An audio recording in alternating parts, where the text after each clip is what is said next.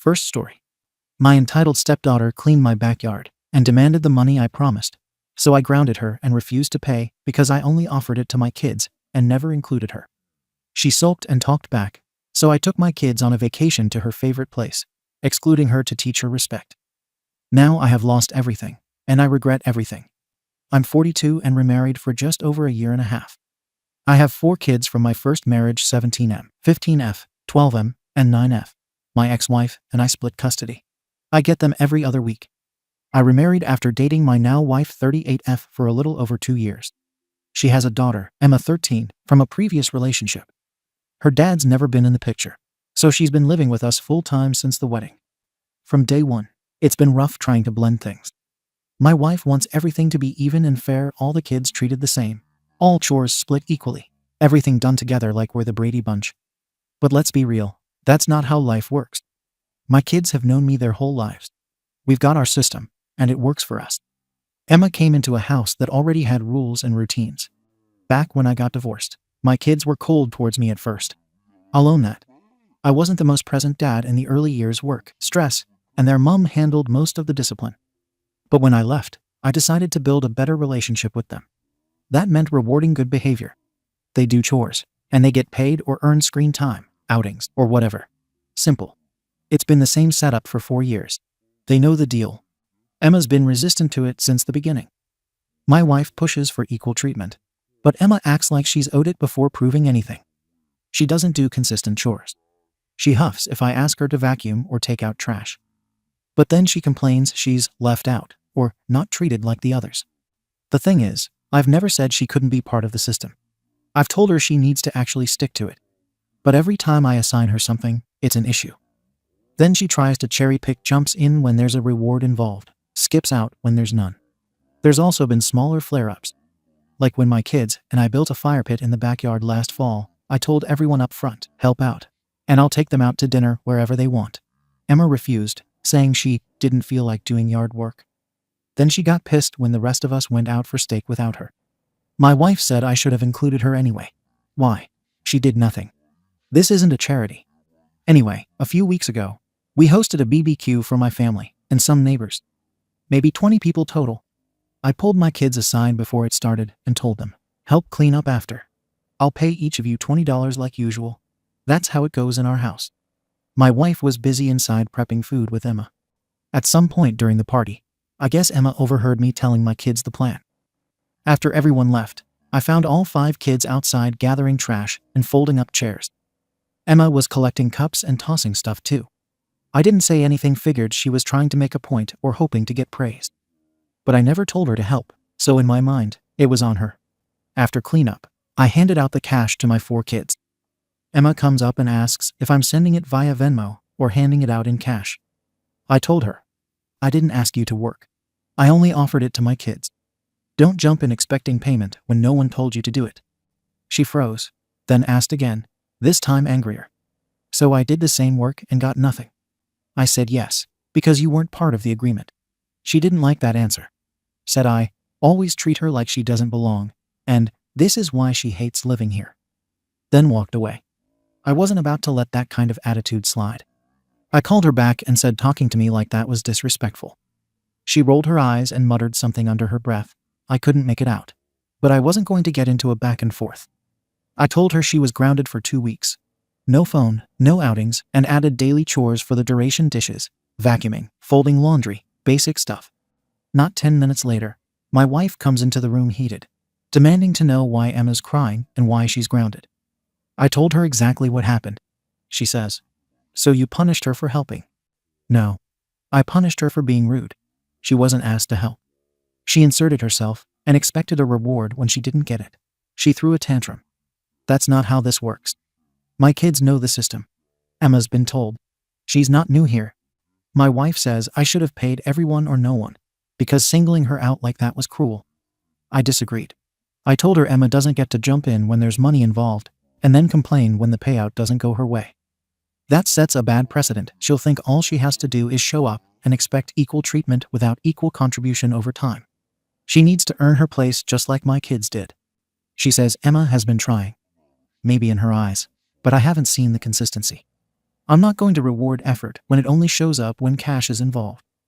I told my wife that Emma needs to stop acting like a guest and start acting like she wants to be part of this family. But that includes following the rules. Wife didn't take that well. She said I was gatekeeping what counts and playing favorites. I told her that's bullshit. I've been clear since day one how my house runs. She knew this before she moved in.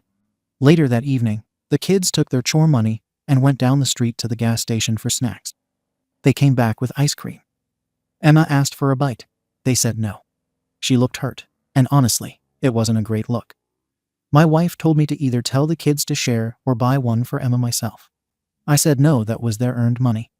If Emma wants that kind of treatment, she needs to earn it too. I wasn't about to undermine the entire system because someone got their feelings hurt. She said, "You're showing her she's not one of them." So I said, sarcastically, "Be good siblings and include your sister." But the tone was obvious. The kids didn't share. Emma stormed off. My wife glared at me like I just drowned a puppy. After Emma went to her room, my wife followed her and stayed up there for a while. When she came back down, she was full on pissed. She said I'm intentionally humiliating Emma and making sure she knows she's second class in this house. She brought up old stuff, like when Emma asked to join the kids' allowance system months ago, and I told her she needed to show she could stick to chores for more than a few days before I'd officially add her to the rotation. She said Emma stopped trying because I kept moving the goalposts. I disagreed. I told her consistency means doing things without asking, "What do I get for it?" every time. She then said Emma has been trying to fit in. But every time my kids get something, Emma has to fight for scraps or explanations. She mentioned the fire pit incident. The time I took my kids to an amusement park and didn't invite Emma because she hadn't earned a reward yet, and a situation where my 15-year-old daughter and Emma both came home with good grades, and I gave my daughter $30 and told Emma, "Nice job, keep it up." I don't see a problem with that. One's been in my system, one hasn't. She accused me of making Emma prove she deserves to exist in my house. I said she does need to earn being treated the same way because she didn't start here. My kids already built up a relationship with me. I'm not going to automatically put Emma at the same level just because my wife thinks titles make families. Blood or not, you still have to earn respect. My wife finally snapped and yelled, "She's not your employee or a contestant auditioning for Best Child, she's your stepdaughter." I told her that title doesn't override my rules. She demanded I undo the grounding and pay Emma something for helping. I said absolutely not. If anything, that outburst only proved she needs the grounding. I reminded her that I was the one running the house financially before she even entered it, and I wasn't changing things because she thinks feelings matter more than discipline. She said if I kept treating Emma like an outsider, I'd lose them both. I told her if she wants to run away because I won't cave to emotional blackmail, that's on her.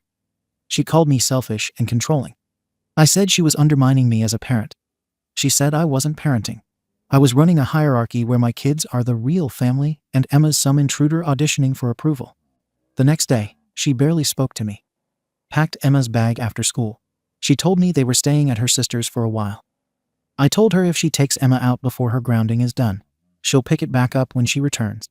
She said, "We'll see about that," and walked out. Haven't seen or heard from them in 3 days. I texted saying I wasn't changing my stance. Emma will finish her grounding and do the chores assigned, or she doesn't get any privileges when she's here.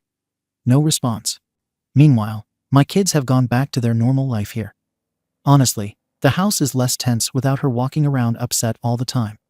But now my brother is telling me that I'm making a huge mistake and alienating my wife's kid for no reason. My mom said she kind of sees my point, but maybe I'm being too harsh. A coworker said I'm either going to have a divided family forever or a second divorce soon. I still believe I'm teaching structure and not rewarding entitlement. If I give in now, I set the tone that throwing a fit and running away gets results. Emma needs to understand that respect is earned, not given because she feels like she deserves automatic equality after doing one group cleanup. My wife thinks I'm being unreasonable and cruel. I think she's expecting me to pretend Emma is on the same level as my kids when she hasn't built that relationship with me or proven consistency in our system.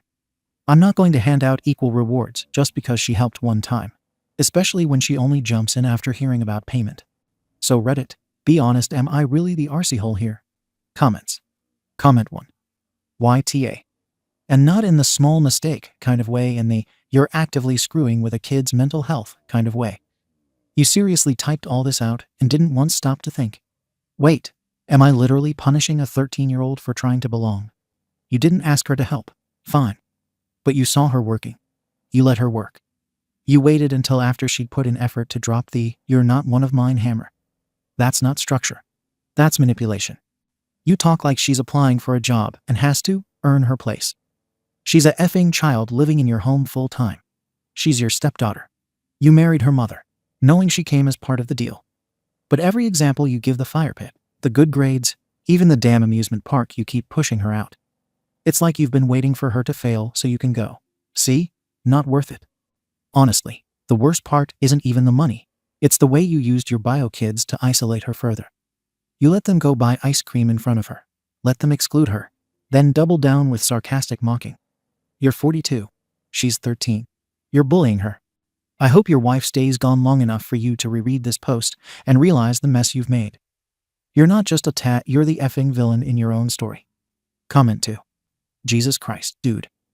You typed all this out and still thought you might not be the arsehole. Let's walk this through. You made a point to tell your bio kids you'd pay them. Emma hears it and decides for once to actually help out. You don't stop her. You watch her work. You don't say, hey, this isn't part of your system. You just sit there, let her bust her arse, then turn around and go, lol, not you. That's not structure. That's a bait and switch. You act like she's this manipulative freeloader. She's 13. She's not trying to game the system, she's trying to be seen, to be treated like she belongs. But instead of saying, hey, I saw you help, that meant something, you ground her for having feelings. You added extra chores to prove your point. Also, your wife. 100% right to leave. You've been earning respect from your own kids with money and perks. Emma's been earning rejection. No wonder she's crying all the time. You've made it clear she's not welcome. You sound like the guy who runs a household like a company, but forgets that families aren't jobs. She's not your employee. You don't get to write her off because she wasn't here for the onboarding process. Massive, undeniable YTA. Fix your SHT, or you'll be a single dad again, and deservedly so. Comment 3. YTA. You've basically turned your home into a caste system. Your biological kids are the inner circle. Emma's on probation with no clear path to promotion. What you did at the BBQ wasn't just unfair, it was cruel by design. You saw her trying. You watched her clean. You waited until the money came out to make it clear she wasn't included. That's not how structure works. That's a power play. You wanted her to know she doesn't count. And what's worse is you hide behind this idea of, she needs to earn respect. Dude, she's a child. A child whose mother married you and moved her into your house full time. That should be enough to at least give her a shot at being treated like a human being, not like some charity case you might one day decide is worthy. You're not raising her, you're managing her like a hostile employee you don't trust. If she doesn't comply, she's punished. If she tries to fit in, she's reminded she's not one of yours. This isn't discipline. It's emotional starvation. Update. Alright, since my original post blew up, and I've been getting called every name under the sun, here's an update. Not to apologize, I still stand by what I said, but to clarify some things people got twisted and explain what happened after. First, let me say, I do care about Emma. I love her. But love doesn't mean giving people a free pass just because they cry or get emotional. That's not how real life works. My kids know that. My house has always run on structure, respect, and consistency. That hasn't changed. After my wife left with Emma, I waited 3 days. I didn't text her because I assumed she needed space. But I did text Emma. She's 13, old enough to start learning adult accountability. I told her, when you're ready to come back and follow how this house works without expecting special treatment or comparing yourself to others, then we can talk. But not until you're ready to show respect instead of demanding it. I didn't go through my wife. She wants to be treated like one of the family. That means direct communication too. While she was gone, the house felt better, calmer. No one walking around sulking, no one watching the others like their enemies. My kids were laughing again. I'm not saying Emma is a bad kid, but the mood changed without her here, and I'm not going to lie and pretend it didn't. I took the opportunity to formalize something I've been thinking about for a while. I created what I call the Family Behavioral Integration Plan. It's a written set of expectations for all kids in the house, but particularly for Emma, since she's still new here. A few key rules. No crying or emotional shutdowns when given criticism. No asking for payment unless assigned a task directly. No comparing rewards or privileges with other children. No disrespectful tone or challenging of adult decisions. These are fair. If she wants to be included, she needs to meet the same standards my kids already met years ago.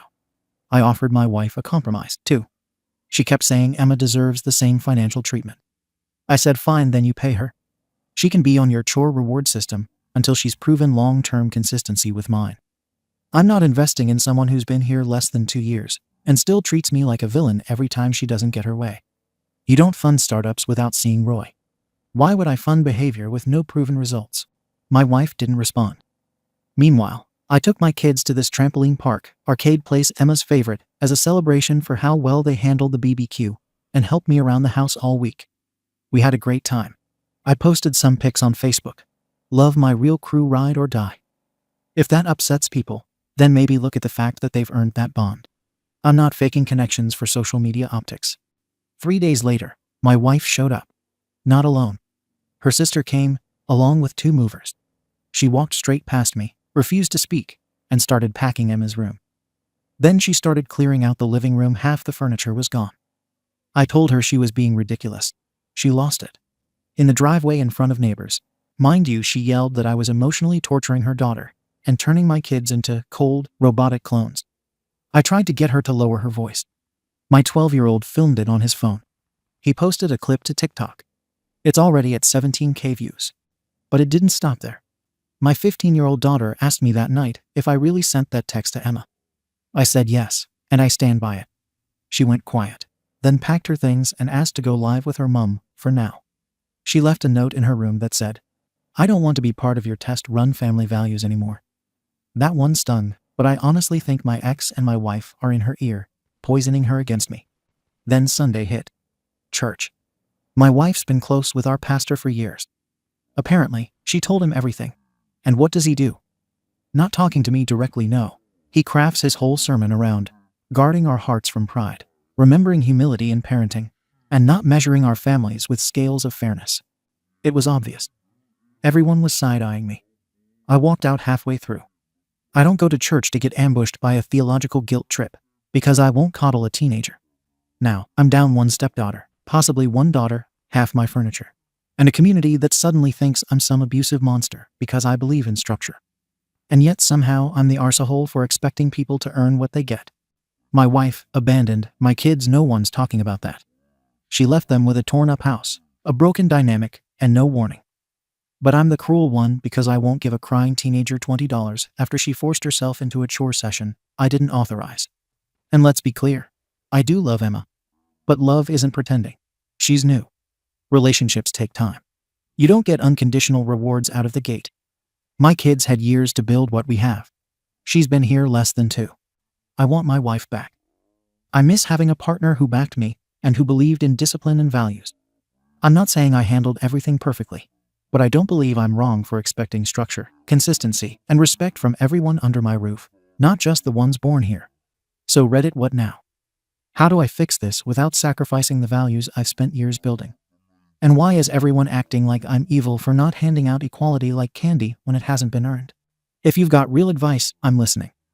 But if it's just more YTA with no substance, don't bother. Comments. Comment 1. YTA. Massive. You're a calculated arsehole. Let's count the ways you doubled down on being cruel. You texted a 13-year-old directly with an ultimatum instead of talking to her mother. You wrote a probation checklist that literally says, no crying. You told your wife to pay her own kid if she wants equality. You posted gloating pictures of the kids at Emma's favorite place while she was gone. And then you bragged about the house being calmer. You weaponized a chore payout to humiliate a child, and then acted surprised when the mother moved out with her kid and took furniture. You think the pastor calling you out is an ambush? The whole congregation saw the pattern. Your 15-year-old moved out and left a note saying she didn't want your test-run values, and you're asking how to get your wife back without admitting you were a monster. Newsflash. People don't leave because someone coddles a kid. They leave because they don't want to watch a child be systematically excluded. Grow a conscience or prepare to be alone. Comment 2. YTA. But I'll be specific. You built a system and then used it as a moral cudgel to enforce loyalty to bloodlines. Systems are fine until you weaponize them. Your family behavioral integration plan is a checklist for emotional suppression. No crying when given criticism, that's gaslighting. No comparing rewards. That's a rule designed to stop kids from noticing inequality. You didn't just fail Emma, you modeled to your bio kids that exclusion is acceptable. Imagine the imprint. When conflict comes later, your kids will default to your framing because you rewarded them for it. They learned to film mom yelling in the driveway and post it online instead of resolving things privately. Your behavior created a feedback loop. You ostracize, the kid cries, you punish, the mother escalates, and the whole family fractures. You're also making a huge strategic mistake thinking ROI applies to human beings. That language reveals how you view people as investments. That will cost you relationships. Fixing requires humility. Tear down that plan, apologize publicly to your kids and wife, not performatively, and get family therapy. If you can't even see why you're the problem, you're irreparable. Comment 3. Let me put it in terms you might understand. Your leadership has failed. Your strategy backfired. The retention rate of your household culture is dropping. You lost your wife, your stepdaughter, your 15-year-old daughter, and your community support. Morale is in the toilet. Public image C, Facebook and TikTok is tanking. Why? Because your system was built on favoritism and manipulation disguised as meritocracy. You think labeling abuse as structure gives it legitimacy. It doesn't. What company survives when the CEO actively tells new hires they're second tier until they earn full status, while refusing to let them compete fairly? You created resentment, and now you're reaping it. No one wants to be part of a system designed to break them down. So sure, keep calling yourself logical. Just know you're the last one left in a crumbling organization where everyone quit you on purpose. Update. Thought I'd give one last update since everything's basically blown up past the point of return. I don't care if you all roast me again, clearly this sub leans emotional over logical parenting. But here's what's happened since. After the last post, I tried to take the advice that wasn't just, you're an abusive monster. Some people said maybe family counseling would help. Fine. I scheduled a session. My wife refused joint counseling, so I signed Emma up for a youth responsibility program run by a licensed behavior coach. I figured if she could learn how to communicate without crying and work within a structure, maybe we could meet in the middle. My wife called it re-education camp for kids who don't stroke your ego. She didn't just refuse to let Emma go, she sent an email to the coach calling me emotionally dangerous and threatened to involve legal counsel if I contacted Emma again without going through her. A week later, my son turned 13. I planned a birthday party, rented a local laser tag place, ordered a cake, invited my other kids, and left the door open for my wife and Emma. They didn't show. Not even a message. My 15-year-old texted, "Happy birthday, bro," but didn't come either. Later that night, I found out why. My wife had filed for divorce. Not only that, she was working with my ex. Apparently, they had met a few times already. My ex-wife's lawyer sent an updated custody request. She was challenging the current arrangement, using my daughter to show texts I'd sent Emma, and that behavioral plan I wrote to prove I was creating a hostile environment. So I tried a different angle. I emailed her an invoice. I itemized Emma's stay with me down to the cent. Rent, food, utilities, even a $12 time lost charge for a day I had to deal with her school. Sent it with a subject line: "Since you want equal treatment, here's your half." My wife printed it out and brought it to mediation as evidence of deep-rooted cruelty. After that, the fallout got worse. One by one, my kids started pulling away. My 17-year-old said he didn't feel comfortable visiting. My 15-year-old blocked me on everything. My ex told me to stop texting them guilt trips, or she'd seek a restraining order. I begged them. Told them I loved them more than anyone on earth. Told them their mother was poisoning them. They didn't respond. The court ruling came a few weeks later. Between my text messages and testimony from both my ex and my now ex-wife, the judge rewrote custody. I only get my youngest two kids, 12 and 9, because they're not old enough to legally choose. The older ones don't have to visit. They haven't. Financially, I'm F-ed. Legal fees, mediation costs, plus splitting everything again in the divorce. I had to sell my bonus vehicle and cash out one of my retirement accounts. I did win the furniture back in small claims court, so I got my couch and coffee table, but the living room's empty anyway, because nobody sits in it anymore. Church? Done. Our pastor asked me to step down from volunteer work and take time to reflect on the damage I may have caused. That was a polite way of saying I'm no longer welcome. I left during the service after he brought up parenting without pride in a sermon. Now, I sit in my house half full of furniture, with 2 kids who barely speak, an ex-wife who despises me, and a stepdaughter I'll probably never see again. I tried to make structure work. I tried to keep things fair. I love them all, including Emma, but you all act like love means giving kids whatever they cry for. I never hit anyone. I never yelled. I didn't curse them out or call them names. All I did was expect standards. All I did was hold people accountable. And for that, I've lost almost everything. Don't bother commenting with YT as. I've seen enough of those. I've been made into a arsey hole because I didn't pander. You want to know the worst part? I still love my kids. Every single one. More than anyone can imagine. And they're gone. So congrats, Reddit. You got what you wanted. Hope the rest of you enjoy your chaos-first parenting styles, while your kids walk all over you. I did what I thought was right. And I'd probably do it again. Second story. My mom was a fun girl when she was young, and changed after she got pregnant with me from one of her flings. Now, 23 years later, I had a chance to meet my father. I 23F had grown up without a father. A little bit of background. My mom was addicted to drugs, so home wasn't an option for her to stay at anymore. She would hop from place to place, living where she could, whether it be with friends, boyfriends, drug dealers, etc.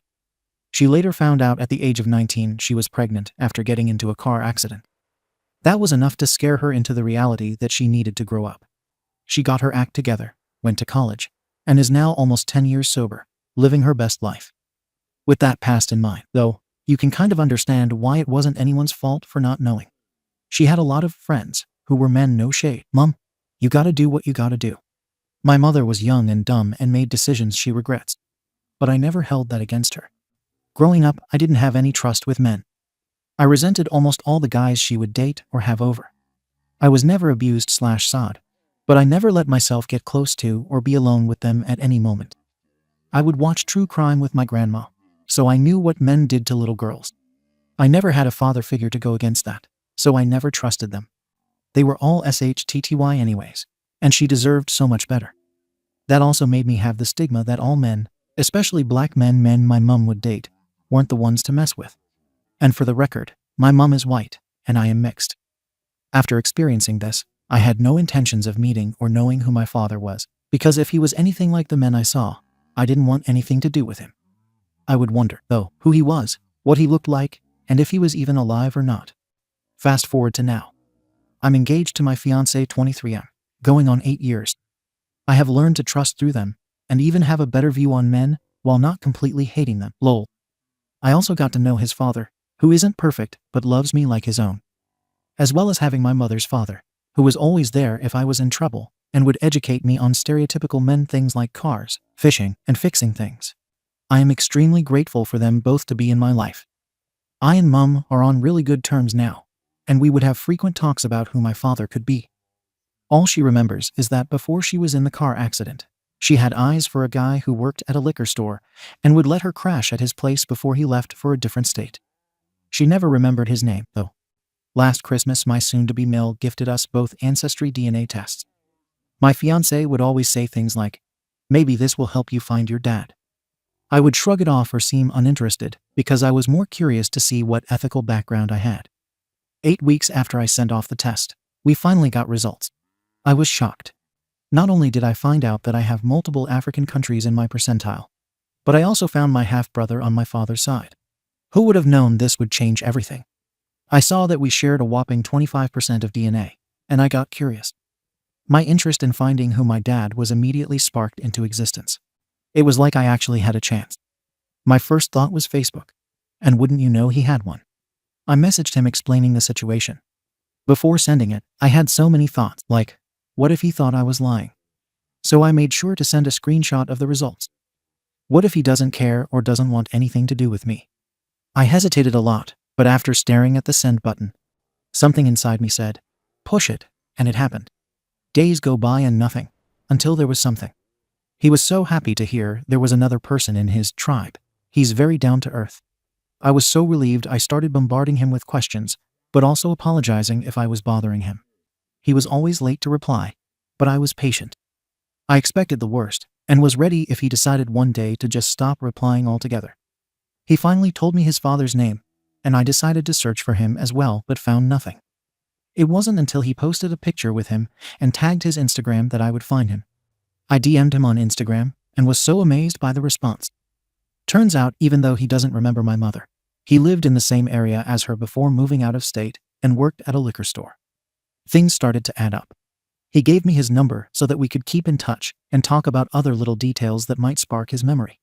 He would constantly tell me, "You look like us. That's why I'm still actively invested." He said he would take a DNA test as well from the same website, so we both would know. He has 5 other children and is a big family man. He loves his kids and would talk to me about them.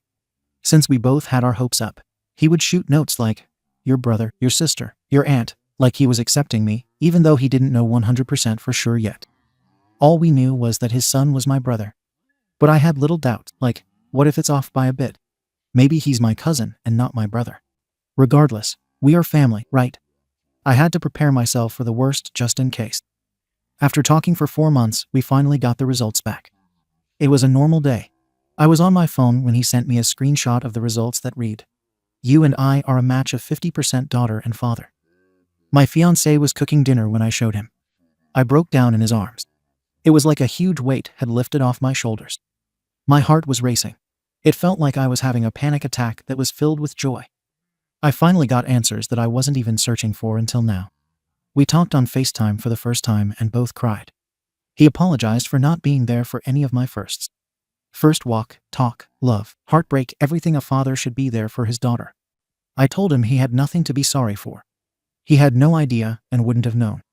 He's been so nice and everything I could ask for in a father. I can't lie. It's a bit weird for me and will need some getting used to. I mean, I don't even call my fiancé's dad. I never had someone to call that until now. He has messaged me every day since then, telling me good morning and to have a great day, and that we will talk more in depth and make plans to meet up to see my other side of the family. I'm excited as well as nervous. This is a whole other chapter in my life that's about to unlock. I always felt that things happen for a reason, and that since it's happening right now, it's the best time. I truly can't wait for this adventure. I can't thank my mill enough for this. I mean, I always wanted to do a DNA test, but it was always too expensive, or I'll get around to it. I'm forever grateful. Comments. Comment 1. I love this so much, and am so happy for you. My son is on a journey to find his bio dad. We know his mother, but not his dad. He's getting very close after 4 years. He thinks he has found a paternal aunt. She agreed to a test with the same DNA site, and we are waiting for the results. I pray he gets the same happiness you are feeling right now. You give me hope for him. OP. Thank you so much. I'm sending good vibes that he will get his piece. Comment 2. You say no shade to your mum for having many male friends. But isn't that why you grew up not trusting any men? I mean, maybe some shade is warranted. OP. Good point. I was technically talking about before I was born. But she still had many guys in and out of her life after I was. So I did have some shade. But I've grown and forgiven all of her mistakes. Not living with her anymore made a huge difference with our relationship. Update. It's been a while since I posted this. You can find the original post on my profile, or I'll try and link it. I'm an amateur at Reddit posting. But long story short, my mill gifted me an Ancestry.com test, and I found my half-brother, which led me to my father, and it was the best case scenario you could think of. He was so accepting, and it was a magical moment. Right after I posted this, I met my dad a couple of months later. My now husband and I flew to Arizona, and he greeted me with one of my younger brothers, 21 at the time. I gave him the biggest hug, and we both cried. The rest of the trip was hours of catching up. I brought baby pictures to show, told stories of my childhood, and it was sudden, but we even went on a little road trip together to Sedona with his wife and my 3 younger siblings. It was definitely fast-paced for my brain to even react. However, all of this couldn't have worked out better. He, my siblings, and his wife all accepted me with open arms. It was the trip of a lifetime. We had our moments when there were no words, just realization. I had a father who happens to be a great guy, and he had a daughter that he missed out on so much with. To this day, he apologizes for not being there. That is, if he knew. My life wouldn't have had to be missing that other piece that created me. Because he is everything I am that's different from my family. We are both patient and good listeners. We are both fire signs, so we immediately bonded lol. We are both introverted extroverts and wear our hearts on our sleeves. He is spiritually inclined, and we can talk freely about our beliefs and discuss similarities. He's Christian, and I'm a scientific believer / semi-Christian. We are empathetic, and when we talk, it's so natural, like I have always known him, and that he was just waiting for me. Later that year I got married. And of course he and my siblings were invited, and they came. His wife is shy and decided to stay behind with my sister, who is autistic and doesn't travel well. Which she is my only sister, BTW, and I always wanted one. My other side of the family was so excited to meet them and questioned if he would be walking me down the aisle. In which I responded with, no, and he's okay with that. Because I don't know if it's just me, but we just met and we're still not that close. So I felt like that job was made for someone who would literally be giving me away. So my grandpa did, and everything was beautiful. We did have a father-daughter dance, though. Literally a thing I never thought would happen. He even made a speech that wasn't expected. But man, did he deliver. Tears were flowing from everyone. I still danced with my mom, but also encouraged all mothers and daughters to come up and dance as well. It was to slipping through my fingers from Mamma Mia. Both moments were so special and made that the best night of my life. Now I've gotten even closer with him and his side of the family. People have reached out and added me on Facebook, and even texted me out of the blue, informing me they were from his side.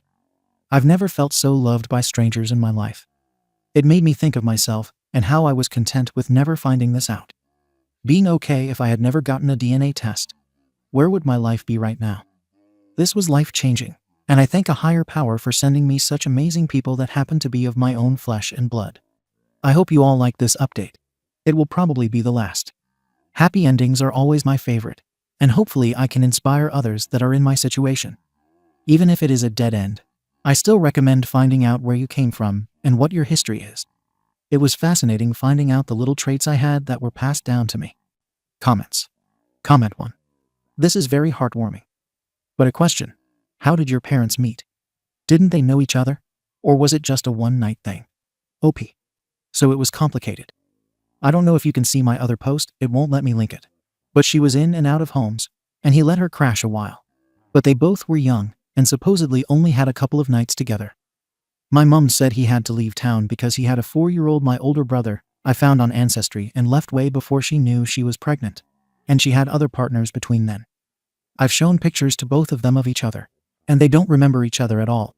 Granted, this was 25 years ago, haha. Comment 2. I love this for you and your bio dad and his extended family. Question. How did your mum react when you first found out about your bio dad? Did she recognize him? Was she happy that you and your bio dad reunited? OP. She was just as shocked as I was, and she was all for me finding out. If she was worried, she didn't show it. I think she trusted that he was a good man from the screenshots I sent her of messages between him and me. If anything, she was excited to meet your night with him as much as I was, haha. Since she was just as curious. Comment 3. I'm not crying, you're crying. Comment 4. I swear, the onion ninjas are ruthless. Thank you for watching the video. If you are interested in listening to these kinds of stories, we've got more in store for you. Simply subscribe to our channel, hit the like button, and share it with your friends.